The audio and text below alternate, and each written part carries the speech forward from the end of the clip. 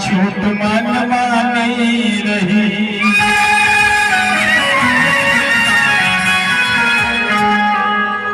माटी के दहिया माटी में मिल जाए,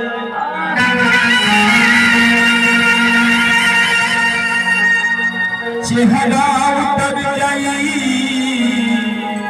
नमक के पानी रही।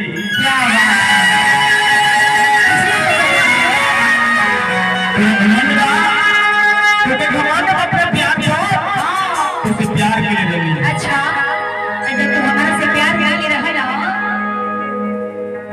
शरीर में खर्चा कोई मतलब के घमंड ना लगे। जब कहला के साचा के प्यार रहे तो रहे के हम के छोड़ के गया हम इसलिए कहना है छोड़ के ना जाना पिया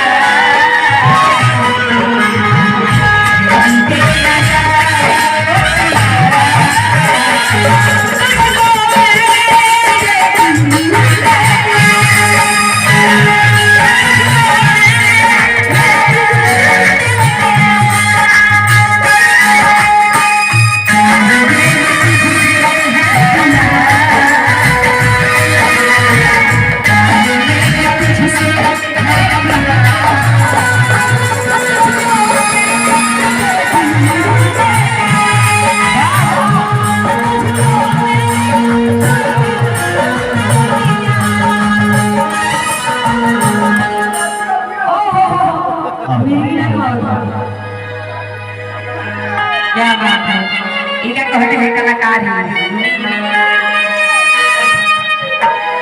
थोड़ा थोड़ा लक्ष्मण को छोटे पर कुछ क्या होता है, थोड़ा थोड़ा क्या बात है। लेकिन जो हमें प्यार